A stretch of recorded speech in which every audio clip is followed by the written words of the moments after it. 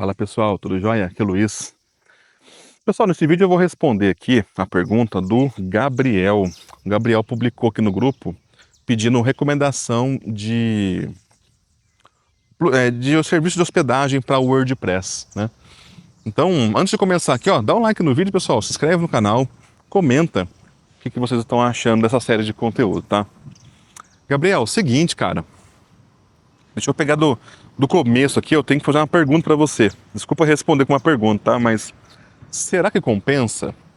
Pelo seguinte, cara, hoje em dia, 2025, o WordPress, cara, eu não vou dizer que ele está em baixa, seria loucura falar isso daí, mas aqui hoje existem muitas outras opções, além do WordPress, que também podem atender você, inclusive com a escala.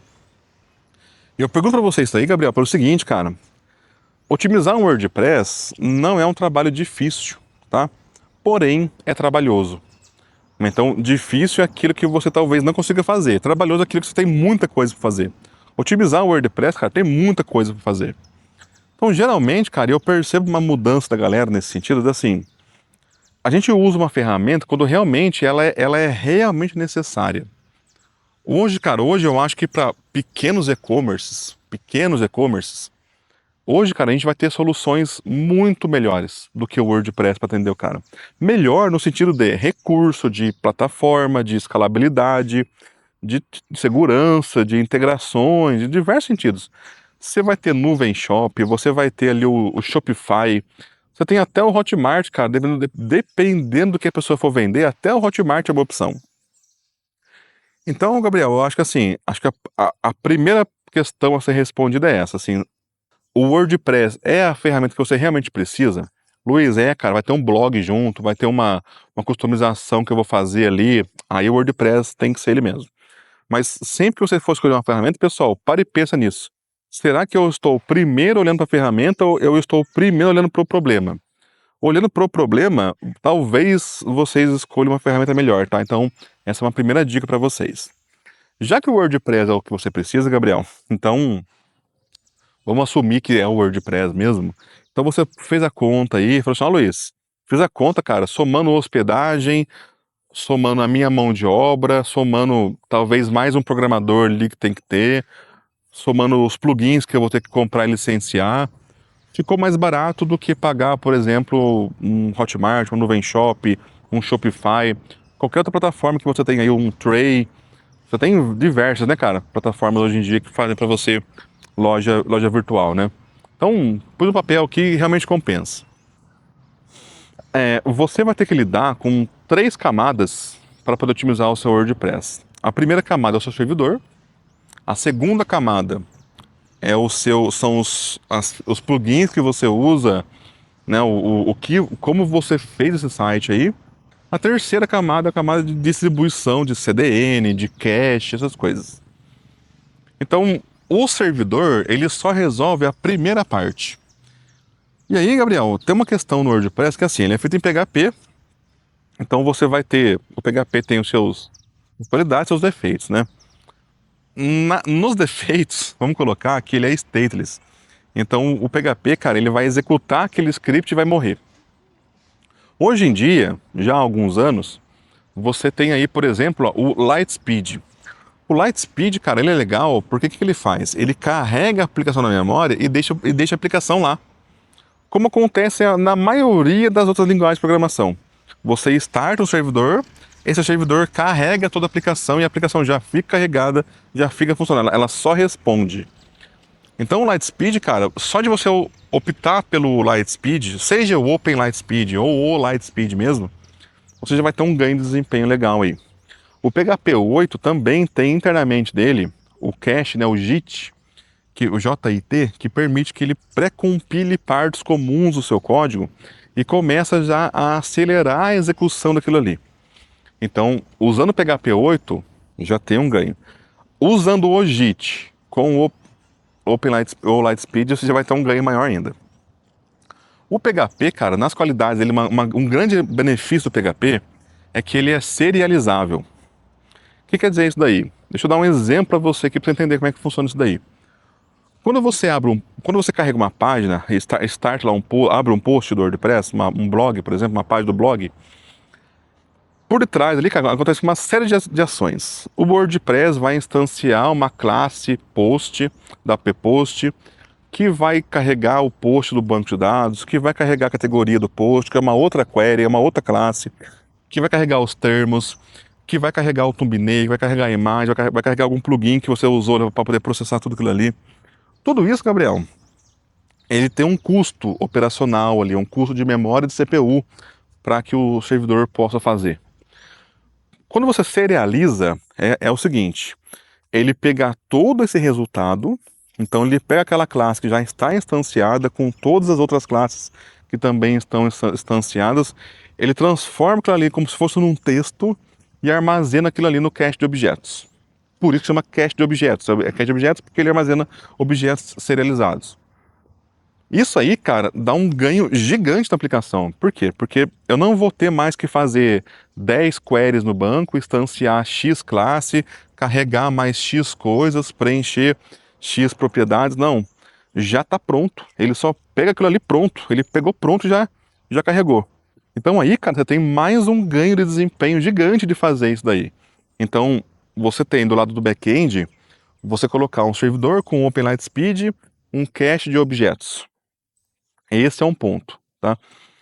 Quando você vai para a aplicação, para o próprio WordPress, também vai ter, cara, você tentar otimizar o máximo possível o carregamento dos plugins, a ordem como os plugins são carregados, você verificar se não está carregando algo que não precisa carregar, porque o cara que fez o plugin, ele pode falar assim, ó, me carrega sempre aí, mesmo que você não use. Então por que eu vou carregar um negócio que eu não estou usando? Então, existe essa otimização também no próprio WordPress em si, né? Então, uma parte no servidor, uma parte na aplicação. O seu tema, ver se o seu tema não tem loop desnecessário, se o seu tema não está gerando várias variáveis e que nem usa, você está dando lá o onset para o garbage collector vir e limpar o espaço que as variáveis utilizaram. Então, tem esse lado da aplicação. E tem a ponta final ali, que é a distribuição, que é você pôr uma CDN, né? Então, para e pensa no seu servidor. O seu servidor já está processando HTML ali. Ele está gerando para você um HTML, chamando classe, serializando classe, fazendo uma série de coisas. Em paralelo a isso, servindo uma pancada de script, imagem, um monte de coisa. Então, quando você põe a CDN, você livra ele de ter que servir toda hora essas imagens, esses scripts, esse CSS. Isso também já dá uma desafogada no seu servidor. Por quê, Gabriel? Os servidores trabalham com concorrência, ou seja, quantas requisições eles conseguem responder em paralelo, ou seja, ao mesmo tempo. Então, a conta é mais ou menos assim. É uma conta padaria, tá, Gabriel? Ela não é exatamente assim, ela é mais ou menos assim. Vamos supor que um servidor consegue responder 25 conexões paralelas. É o padrão do Apache lá, por exemplo. Então, fala, nossa, Luiz, 25 conexões paralelas, então quer dizer que no mesmo segundo ele consegue responder 25 requisições? Sim. Só que uma página sua vai ter 60 arquivos. Então, um único usuário é capaz de sobrecarregar o seu servidor. Por quê? Porque ele vai responder aquela página e vai ficar respondendo uma pancada de arquivo de CSS, de script, de imagem. Então, às vezes, olhando lá do servidor, ele vai falar assim, pô, eu consigo responder 25, mas uma única página já usa as 25 para uma única pessoa. É um exemplo, tá? Absurdo, mas vamos pensar assim. Quando você usa uma CDN, você vai eliminar essas outras requisições paralelas, além daquela da página HTML. Então, quando a pessoa for abrir uma página, uma imagem, o logo do seu site, não é mais o servidor que vai oferecer para ele. Vai ser o Cloudflare lá que vai pegar aquela imagem e vai falar, opa, eu tenho ela aqui, ó. Não precisa lá buscar no servidor, não. Então você desafoga o seu servidor web, você, vamos dizer assim, libera ele para que a concorrência dele seja para algo mais útil, que é o quê? Gerar as páginas HTML do seu site. Então aí você ganha uma escalabilidade também, né? Por quê? Porque você eliminou coisas necessárias dele. Então, Gabriel, esse é um ponto que eu acho legal também de você tratar aí, quando você for pensar na otimização. Colocar uma CDN. Então, olha só, Servidor, cara, testa com Open Lightspeed, com Redis ou Main Cache e testa com PHP 8. Verifique como é que está o cache dele, o cache de objetos dele. Tá? Então não é o cache do navegador, tá? É o cache de objetos, é o cache interno do servidor, é o cache do PHP. Verifica como é que está isso daí. Verifica como que foi feito o tema. Verifica quais são os plugins que você está utilizando. Existem plugins que permitem que você reordene o carregamento dele, que você adie o carregamento dele, ou até que você elimine que alguns plugins sejam carregados em páginas X ou Y, que você não precisa fazer isso daí. E uma última dica, Gabriel, colocando nessa parte da distribuição, você vai ter o Cloudflare, né? Eu gosto muito do Cloudflare por isso. O Cloudflare, ele oferece para você o CDN, inclusive é gratuito no CDN dele, de imagens, scripts e CSS. Só que tem uma questão, cara. Se você contratar um serviço chamado Cloudflare APO, custa $5 por mês, ele também vai ser capaz de fazer cache de páginas HTML para você também. Então, como que funciona? Presta atenção. Vamos imaginar a home do site. A home com certeza é a página mais acessada. É a partir dali que a galera vai navegando para dentro do site. Essa home, Gabriel, ela foi gerado o HTML dela. Então, você já está com o CDN configurado, as imagens do produto já vieram do CDN. O layout, o CSS, os scripts já vieram do CDN. Só que teve que processar aquele HTML para poder montar aquela tabelinha lá com os produtos. Com o APO, ele vai fazer o quê? Ele vai fazer um cache desse HTML também. Então você instala um plugin no seu WordPress do Cloudflare, né, que vai conversar com o serviço APO do Cloudflare e vai falar assim, ó, essa página home aqui que você gerou, passa a servir ela do cache também, da CDN também, até eu falar para você que ela expirou. E quando que ela vai expirar? Quando o plugin verificar que realmente ela foi modificada no servidor, no seu back-end. Talvez mudou o nome de um produto, como a foto de um produto, alguma coisa que você mudou. Então, o Cloudflare vai ser capaz de fazer um cache para você e oferecer pela CDN também as páginas HTML. E ele controla quando tem que atualizar essas páginas. Então, vamos pegar um post do WordPress, vamos pegar um produto do e-commerce. Enquanto você não apertar o botão Update lá no post, no back-end do WordPress, enquanto você não fizer isso, ele vai servir aquela página, aquele HTML, CSS, JavaScript e imagens 100% da CDN. Nenhuma requisição vem para o seu servidor. Então, é uma camada bem mais crítica, vamos dizer assim, de otimização. Não funciona para todo mundo, você tem que testar e ver se para você vai funcionar, mas, cara, maravilhoso. Eu uso aqui em alguns sites que eu tenho. Eu uso porque eu uso um servidor muito simples, né? O da PowerTicker fica no da Engine. O da Engine não é um servidor rápido, ele é poderosíssimo em diversos, no suporte, no atendimento. Ele é bom em um monte de coisa, mas ele não é rápido. Só que eu uso o APO nele. Então, basicamente, é como se o meu site fosse inteiro estático, né? Então, cara, eu consigo juntar o melhor dos dois mundos. Eu tenho um ótimo provedor de hospedagem que me dá um suporte incrível e eu consigo ter um ganho de desempenho muito grande pagando $5 por mês pro Cloudflare para poder fazer isso daí, cara. Vale a pena. É um mercado, Gabriel, que cara, é muito legal. Tem muito mercado para isso daí, viu? Tem muita área pra você poder atuar nessa questão aí, mas começa do começo lá, tá, Gabriel? Será que é WordPress mesmo, cara? Faz a conta, põe no lápis. Somando tudo que eu falei pra você agora, de tudo isso, é mais em conta você usar o WordPress? Se for, cara, beleza, entra nessa aí, cara, que você tem um mercado bom pela frente. Se não, vai pra alternativa, cara. Às vezes a gente não precisa de tanto assim para poder rodar o negócio, né, cara? Você fala assim, Luiz, eu ia pôr no e-commerce porque às vezes não tem um porquê. Às vezes usa só porque é open source, né?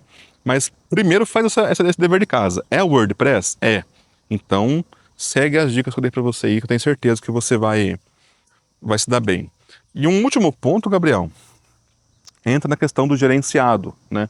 Se você for usar uma VPS, cara, é você que vai gerenciar tudo. Então é você que vai ter que montar a imagem do Docker perfeito. É você que vai ter que configurar o servidor tudo certinho, cara, o banco de dados tudo certinho. É muita coisa para você fazer. De novo, não é difícil, só é bastante, tá?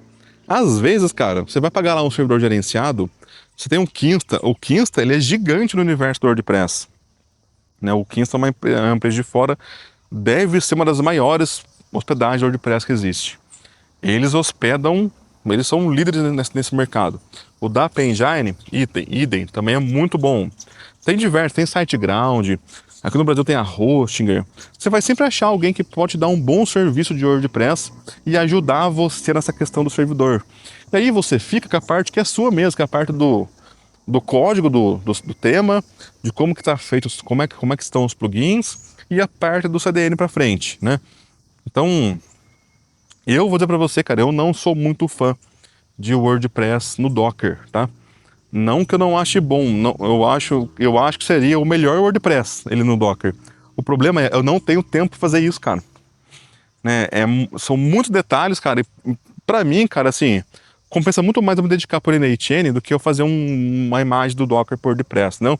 Agora, se for, porque não é o meu ramo, se for o seu ramo, cara, compensa você investir nisso. Começa a montar uma imagem do Docker que vai ter ali os componentes do jeitinho que você quer, o Open Lightspeed do jeitinho que você quer, o Redis do jeitinho que você quer, as bibliotecas do jeitinho que você quer.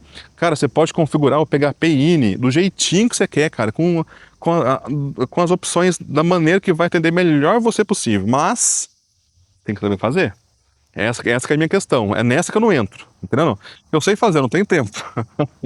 Mas assim, se você aprender, cara, se você entrar nesse mercado e falar assim, Luiz, eu vou me especializar, cara, em montar servidor para WordPress. Cara, é um mercado gigante, carente demais desse tipo de serviço, né?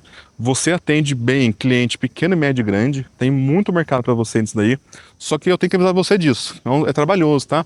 É muita coisa para você fazer, cara, é muita coisa para você fazer. Nenhuma delas é difícil, mas tem muita coisa para você fazer, tá bom? Gabriel, espero ter ajudado vocês e obrigado por postar uma pergunta no grupo aí, tá? Pessoal, quem mais tiver dúvida, quiser postar também as perguntas aí, pode mandar que eu respondo para vocês com o maior prazer, tá? Pessoal, um abraço, até mais, dá o like no vídeo e se inscreve no canal. Tchau, tchau.